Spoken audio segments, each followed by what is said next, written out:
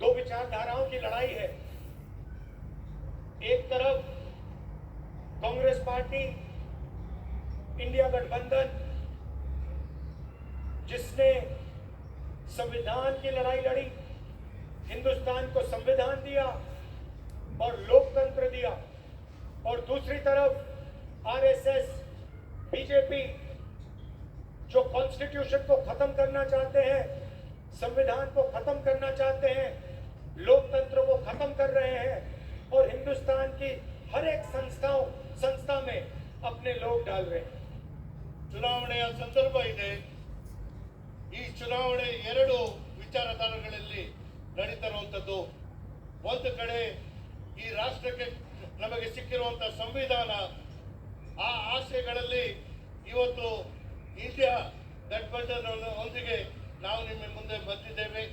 ಮತ್ತೊಂದು ಕಡೆ ಈ ಸಂವಿಧಾನವನ್ನು ಧ್ವಂಸ ಮಾಡಿ ಅನೇಕ ಸಂಸ್ಥೆಗಳಲ್ಲಿ ಅವರದೇ ಆದಂತಹ ವ್ಯಕ್ತಿಗಳಿಗೆ ಸೇರಿಸುವಂತ ಹುನ್ನಾರ ನಡೀತಾ ಇದೆ.